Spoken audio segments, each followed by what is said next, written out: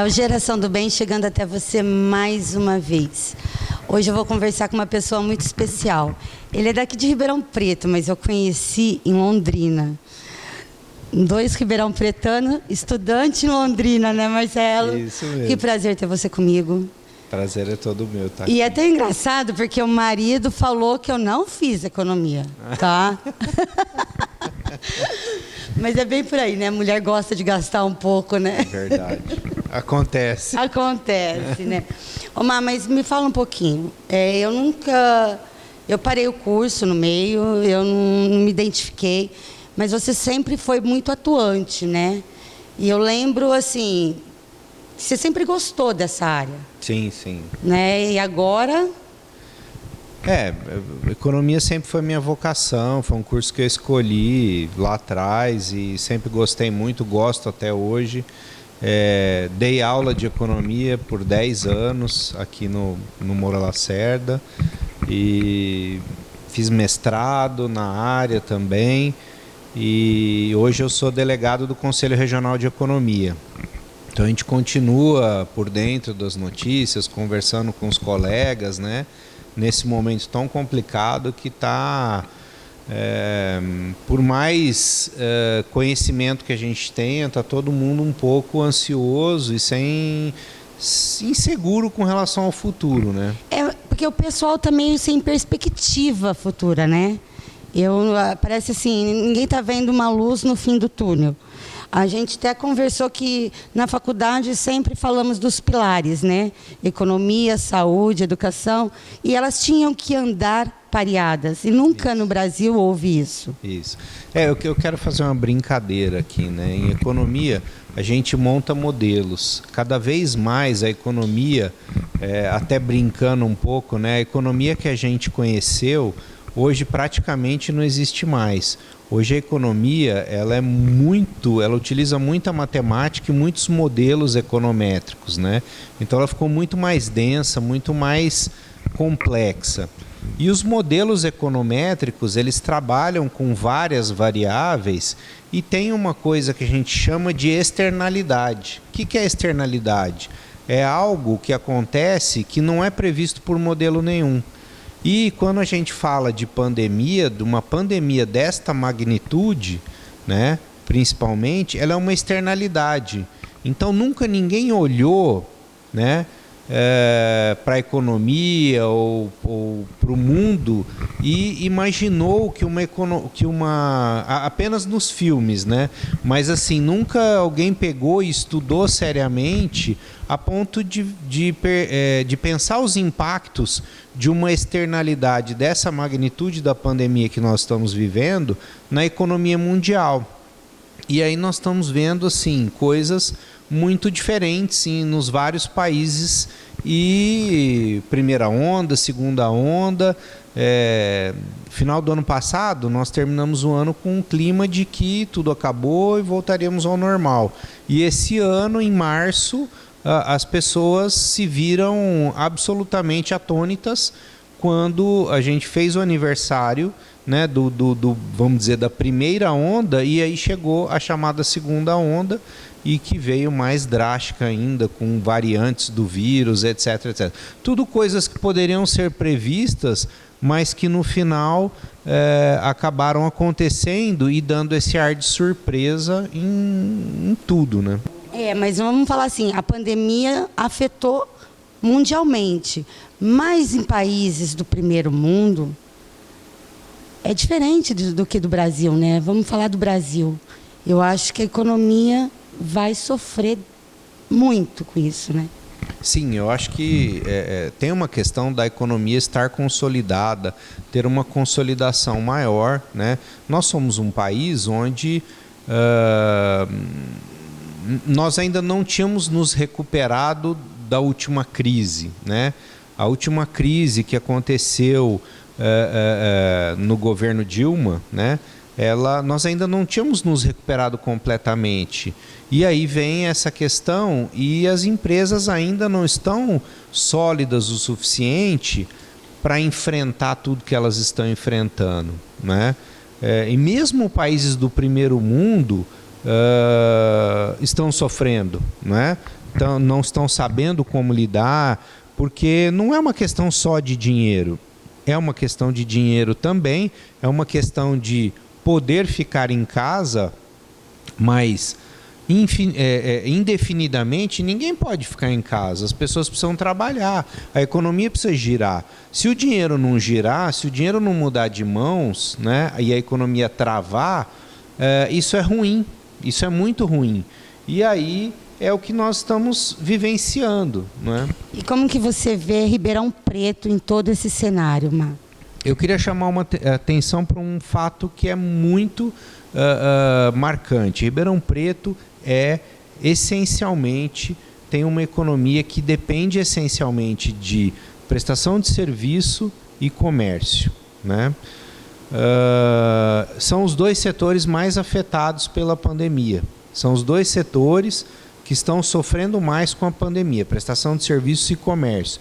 É claro que existe dentro do setor de prestação de serviços o segmento relacionado à área médica, que não parou, obviamente, por conta de tudo isso, até está extremamente acelerado, mas ele não é o único, existem os outros segmentos e as pessoas estão sofrendo. O comércio está sofrendo bastante com a pandemia, porque não consegue repetir via internet, online, o mesmo volume de vendas que fazia via presencial, né? Então, isso está pegando a economia de Ribeirão de uma forma bastante forte.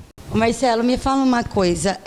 Eu trabalho muito com trabalho voluntário, com o terceiro setor.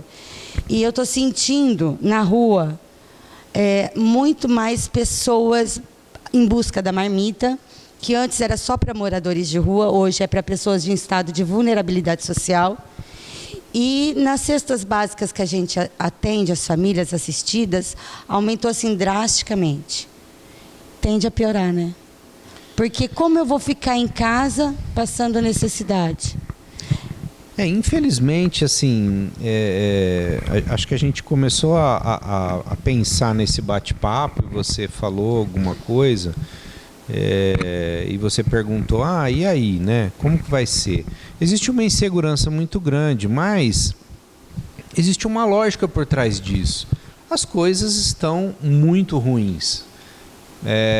Tem muito empresário que tem noção do seu papel social e está fazendo o que pode para segurar os funcionários. Eu tenho um grande amigo que trabalha com rede de restaurantes e que fez o que pôde para manter os funcionários enquanto pôde. Mas com os restaurantes todos fechados, até quando, né? Então ele até falou para mim, vende imóvel e para cobrir as despesas aí. Despesas, na verdade ele está tentando bancar as famílias, ele sabe que ele tem uma responsabilidade, mas isso vai acontecer até quando? Não é? Então, não adianta o governo falar que vai dar apoio, não adianta... enfim, isso não vai resolver. Isso é uma coisa pontual, né? Muitos, né, vou usar um pouco do economês aqui, muitos economistas falam, teoria keynesiana, tá lindo, teoria keynesiana. O que Keynes dizia? Injeta dinheiro, o governo injeta dinheiro direto na economia e esse dinheiro impulsiona a economia. Beleza, ele é uma injeção, mas você não faz um corpo sobreviver de adrenalina, entendeu? Ele é como se fosse uma adrenalina na economia, esse dinheiro. Você não faz um corpo sobreviver de adrenalina. Há um momento que isso não sustenta mais. Então, eu acho que essa é a grande questão. Vai chegar um momento que a conta vai chegar e nós vamos ter que pagar ela. O que é essa conta? As pessoas vão realmente perder seus empregos porque os empresários não vão aguentar ou vão ter que redimensionar suas empresas, diminuí-las, né? Porque por mais que lá na frente a economia volte a aquecer, isso tem um soluço, né? Tem um momento onde a coisa não se paga. Então, eu estou chamando a atenção para tudo isso, não é? Eu sou uma pessoa extremamente otimista, mas nesse momento, tudo que está sendo feito num sentido onde essa bomba está prestes a explodir. Ah, então daqui a pouquinho, depois do intervalo comercial, nós vamos saber um pouquinho dessa bomba, Marcelo.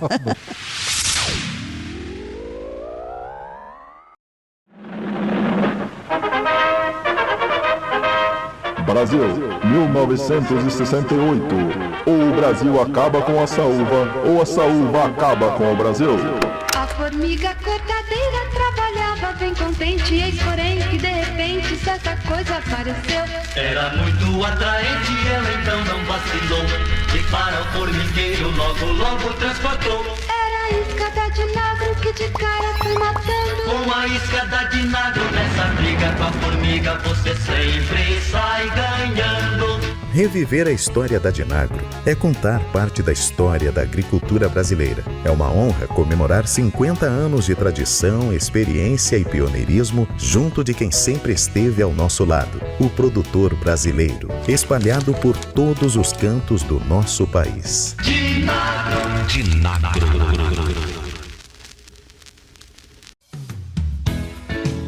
Colmeia Climatização e Distribuição de Frutas Limitada. Contamos com uma equipe de profissionais treinados e capacitados.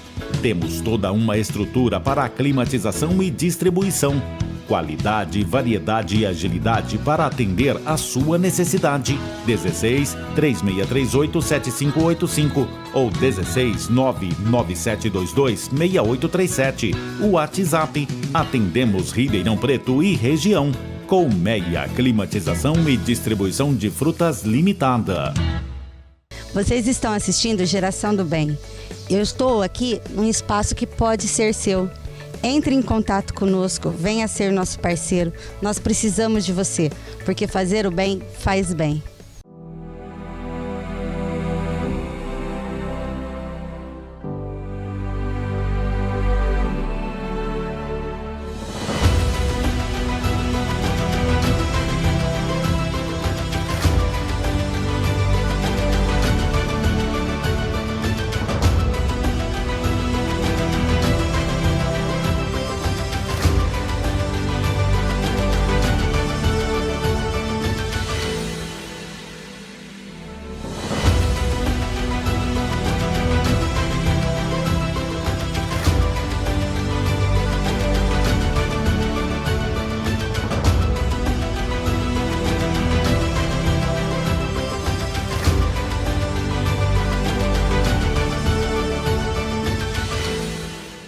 Dê vida aos seus impressos. A Riber Gráfica tem a solução sob medida para cada tipo de trabalho, porque cada trabalho é uma história. Sonhe à vontade. A gente entende. A gente imprime. Riber Gráfica. Por trás de 25 anos de mercado, existe total compromisso com a qualidade. Janpro, conheça a tecnologia EnviroShield, um sistema de desinfecção dos ambientes, combatendo 99,9% dos vírus e bactérias. Janpro, cuide do seu negócio, que nós cuidamos de sua limpeza. E voltamos agora no nosso breve intervalo comercial. Marcelo, é uma bomba mesmo, eu acho que é uma bomba relógio, a qualquer momento pode explodir, porque a gente, por mais otimista que a gente seja, eu acredito no melhor, eu acredito nas pessoas, eu acredito que a gente vai sair dessa, mas não estou vendo aquela luz no fim do túnel. Vou jogar duas coisas aqui, né? Há uma luz no fim do túnel e ela é muito clara. Isso vai realmente passar, nós talvez não voltamos, né? Muitas pessoas falam do novo normal, nós talvez não voltemos a ter a vida exatamente como era no passado, seja um pouco diferente, mas nós vamos voltar a ter um nível de convivência, enfim, a economia vai reabrir, vai funcionar, as pessoas estão com uma demanda reprimida, quem tem dinheiro, né, quem tem condição está com uma demanda reprimida, quem não tem também está, você falou, né, que precisa fornecer cada vez mais alimentos para essas pessoas, isso vai acontecer, tudo bem. Mas isso não se dá de forma linear, como a gente costuma falar na economia. Isso vai acontecer um solavanco. E esse solavanco é a bomba que a gente falou aqui. O que é essa bomba? vai ter um momento onde o dinheiro vai ficar muito escasso para uma grande parcela da população. Existem hoje muitos trabalhos sociais que muitos amigos que eu conheço, muitas pessoas fazendo várias iniciativas de levar alimentos para as pessoas, mas por quanto tempo, né? E até quando que essas pessoas vão topar sobreviver? Porque isso é sobreviver, só comer, né? Não sei, né? Então, eu acho que essas são as questões que a gente tem que pensar. O que vai acontecer? O que vai acontecer na cabeça dessas pessoas, né? Com esse desemprego, tendo que depender de caridade, e as pessoas vão conseguir fazer caridade até quando? Essas são as questões que eu acho que a gente tem que responder e pensar. Qual é a magnitude disso, né? Qual é o tamanho disso tudo, né? E o governo vai ter condição de ajudar a gente, né? Só se fala em orçamento, orçamento, teto de gastos, e aí, né? O que vai ser disso tudo? Não, você falou do governo. Muito se fala em Ribeirão Preto, a cidade, como que é? Califórnia brasileira. Califórnia brasileira. Mas já não está mais assim, né, Marcelo? Não, acho que nós temos uma renda per capita alta, nós temos uma população que tem um rendimento, mas a cidade de Ribeirão Preto, ela depende essencialmente de comércio e prestação de serviço, né? São as duas coisas. Os shoppings todos fechados. Então, tudo isso tem um impacto. Não, e parece que fecharam muitas lojas, né? Muitas lojas. O pessoal não estava dando conta também de pagar um aluguel, porque tem todo esse impacto também, né? Porque eu falo assim que todo trabalho é essencial. Sim. Todo trabalho é essencial, inclusive o do voluntário, que eu falo assim que é a linha de frente da fome. Eu brinco, né, nas minhas redes sociais, que eu falo assim, eu faço o trabalho na linha de frente da fome, diferente da saúde, que faz na linha de frente da saúde. Isso. Porque eu tenho que ir lá levar o alimento. Aí todo mundo, mas você não tem medo? Gente, aquelas pessoas que a gente leva alimento, elas já vivem o distanciamento social. Então, muita gente não chega perto, não pergunta como eles estão. Então, eu acho que nesse setor, eles estão muito carentes. E infelizmente, cada vez mais. Assim, cada vez mais no sentido de que até que a economia retome, né? Eu gosto de fazer uma brincadeira também, que é assim, o país, ele não produz nada. Quem produz são as empresas. Quem paga imposto são as pessoas e as empresas. Né? Se essas pessoas não estão trabalhando, não estão recebendo renda, como que está sendo gerado esse dinheiro para o país? E se esse dinheiro não for gerado para o país, como que o país vai dar todo esse dinheiro que todo mundo quer que ele dê? Né? Então, eu acho que são coisas para serem refletidas. Às vezes as pessoas esquecem que para que a roda gire, né, e mesmo o imposto seja pago e o governo tenha condição de fazer alguma coisa, é preciso que as empresas funcionem. Para que você tenha condição de fazer um trabalho social, é preciso que alguém doe. E quem doa? Quem doa é quem tem renda. Mas chega um momento que a pessoa pode não ter mais condição de doar. E aí? Né? Tem luz no fim do túnel. Os países que já evoluíram com a vacinação, que estão conseguindo reabrir, as pessoas estão ávidas pelo consumo, né? Quem tem condição. Então, isso acelera a economia. Mas só chamando a atenção que o acelerar a economia também é um problema. Né? O acelerar a economia tem como consequência a inflação. Né? Que eu brinco, eu sempre falava para os meus alunos o seguinte: a inflação é o Robin Hood ao contrário, ele rouba dos pobres e dá para os ricos. Né? A inflação ela é uma redistribuição de renda ao contrário. Quanto mais inflação tem, mais pobres os pobres ficam e mais ricos os ricos ficam, porque o rico tem como se proteger dela e o pobre não. Né? Então a inflação é ruim e é um efeito colateral de um crescimento econômico desenfreado. Então, por isso que eu falo, vamos olhar para frente, né? Temos que saber dos problemas que podem acontecer, mas os desafios que estão à frente, eles são outros. Olha, a economia tem que crescer, ela tem que crescer de forma ordenada, né? Alguns setores, como por exemplo, eu chamo a atenção construção civil. A construção civil não parou durante a pandemia, ela continuou funcionando. Só que nós tivemos aumentos de cerca de 40% do aço. Isso é uma coisa absurda. O aço, o cimento... O cimento aumentou. São coisas absurdas que o governo tinha que intervir, não poderia deixar acontecer. Então, e essa inflação desenfreada nesses produtos? São distorções de mercado. A inflação é uma distorção de mercado. A inflação é algo que acaba acontecendo quando a demanda sobe muito mais rapidamente que a oferta, né? E obviamente que isso não vai acontecer em todos os setores, mas em alguns setores vai acontecer. O setor de supermercados também não parou, estão vendendo. Houveram produtos que sumiram das prateleiras dos supermercados porque as indústrias pararam, mas o setor supermercadista não parou. Então isso gera distorção, isso gera aumento de preço em algumas áreas. E são essas distorções que é papel do governo intervir e resolver, né? Não é só dar dinheiro, também tem outras coisas para fazer. E a gente pode cobrar isso, não pode?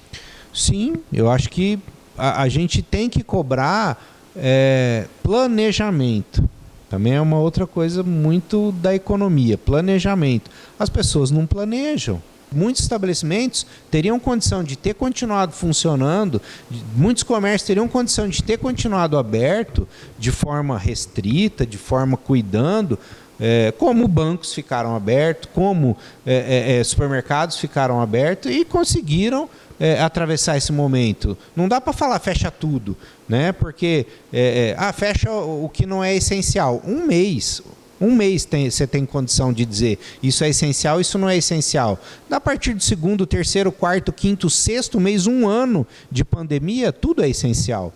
Tudo é essencial. Aí não dá mais para falar, fecha o que não é essencial. Não, tudo é essencial. Vamos olhar os estabelecimentos e ver aqueles que têm condição de funcionar. Como tem condição de funcionar? Como que vai fazer de forma correta e não fazer essa coisa, fecha tudo. É simples, né? Não, além de gestores, a gente também precisa de pessoas que queiram salvar vidas, né? Porque vidas só trabalham, só geram economia, vidas vivas, né? Exatamente. Então a gente precisa também da compreensão de todo mundo, né? Isso Exatamente. É o mais importante. Marcelo, muito obrigada pelo carinho. Eu quero você mais vezes aqui no Geração do Bem para falar de coisa boa, porque eu acho que tudo tende também a melhorar. Vamos pensar positivo, né? Acho que sim, acho que nós entramos numa fase que daqui para frente as coisas devem clarear. Esperamos, né? Estamos sendo vacinados, né? Não vai ser amanhã, não vai ser logo em seguida, mas eu acho que as coisas tendem a melhorar. Obrigada por esse carinho, eu quero você mais vezes aqui comigo, tá? Eu que agradeço, estou à disposição. E agora, aquela palavra mágica de carinho, de fé e de esperança, que é o que a gente precisa com o Padre Carlos.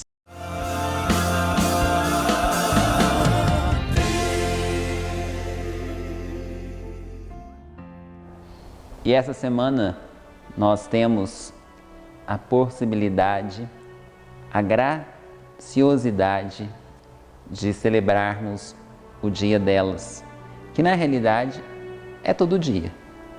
Mas no dia 9 de maio nós comemoramos o Dia das Mães.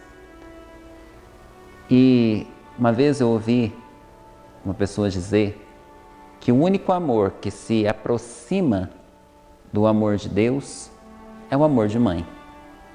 O amor daquela que abre mão de si própria para realizar as nossas vontades, para fazer aquilo que nós desejamos. Mulheres que deixam de viver seus sonhos, que deixam de viver as suas expectativas da vida, abrem mão para estar sempre ao lado dos filhos. Mulheres que passam noites adentro, acordadas, mesmo quando os filhos já alcançaram determinada idade, preocupadas, ansiosas, aonde está? Ou quando está doente, quando é pequeno, não é? Passa noites em claro. E um detalhe, não nos cobra absolutamente nada. Não nos impõe absolutamente nada. Por isso que se compara ao amor de Deus, porque Deus nos ama assim. Sabe, hoje eu gostaria de falar para você, poder dizer e aconselhar até, se me dá licença, valorize a sua mãe, valorize essa mulher que por vezes parece que fala coisas que você hoje, nesta geração, não compreenda. Mas saiba de uma coisa, a sua mãe viveu situações, viveu uma história. Claro que você pode dizer, mas eram outras épocas. Mas bagagem de vida nunca envelhece. Bagagem de vida não tem geração, não tem tempo. Que você possa olhar hoje, e não somente hoje, nesse domingo, para a sua mãe. E muitas vezes, dizer eu te amo vai ser dito pelo cuidado, pelo zelo, pelo amor demonstrado. Mas se faz necessário dizer o quanto elas são importantes na nossa vida, o quanto elas fazem parte da nossa vida. Não deixe para pensar em dizer no momento onde não haverá mais possibilidade de dizê-lo. Valorize, ame essa mulher que, se preciso for, dá a vida por você. Esta mulher que muitas vezes, demonstrando preocupação até exagerada, nos faz ficar até bravos às vezes, mas entenda que é por amor. Um amor que, como elas mesmas descrevem, um amor que não cabe dentro do peito e que chega a doer. Valorize a sua mãe. A você, mãe, a você, mulher, que trouxe a vida, os filhos possam hoje receber do Deus da vida todas as bênçãos, todas as graças, aquela mulher que não desiste, aquela mulher que vai até o fim. E como Jesus também teve a sua mãe, amou a sua mãe, nós também possamos amar cada mãe que hoje celebra o seu dia. A nossa mãe, valorizemos, amemos e mostremos com gesto o quanto elas são importantes. Feliz Dia das Mães a todas as mães, com as bênçãos e as graças de Deus.